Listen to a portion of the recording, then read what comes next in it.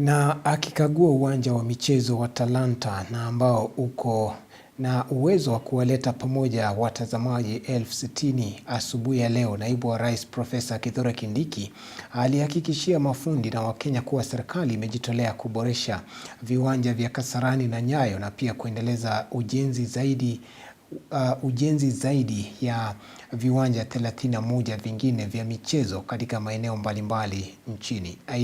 Aidha amevutiwa na jinsi vijana wanashiriki katika kufanya kazi kwa bidii katika kujenga na kuendeleza nchi, huku wakijipatia kipato chao kupitia ujenzi wa viwanja vya michezo na ujenzi wa nyumba za bei nafuu. The last time tumekuwa na project kama hii ni miaka 39 imepita. So mumeona ya kwamba kwa muda mrefu nchi yetu haijaweka uwekezaji katika mambo ya viwanja, mambo ya michezo kwa karibu miaka 40.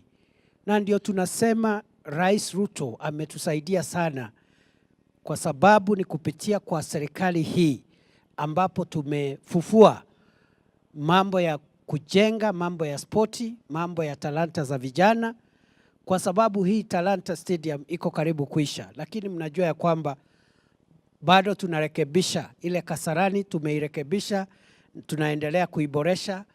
Ile Nyayo Stadium vile tunaweka canopy, na katika taifa letu la Kenya tuko na stadium zingine 31 nje ya Nairobi ambazo zinaendelea, na ni stadium za kimataifa ambazo zitaweza kukaa watu zaidi ya 10,000 kuona mambo ya michezo.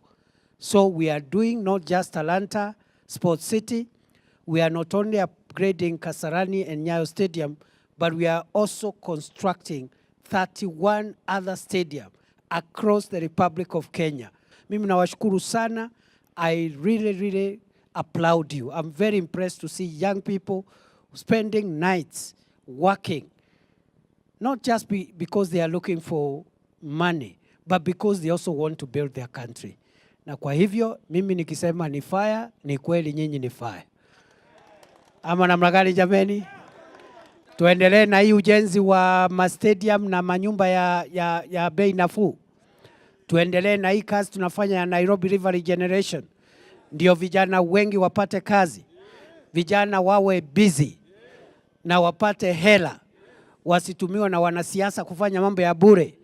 Kwa hivyo, because you have given us that permission, we are going to expand these programs, and there is a lot of projects that we are going to do. Na ndio tunasema Rais Ruto aendelee. Aendelee asiendelee? Aendelee asiendelee? Wacha nione salamu ya rais ya asubuhi, salamu ya rais. So nawashukuru sana.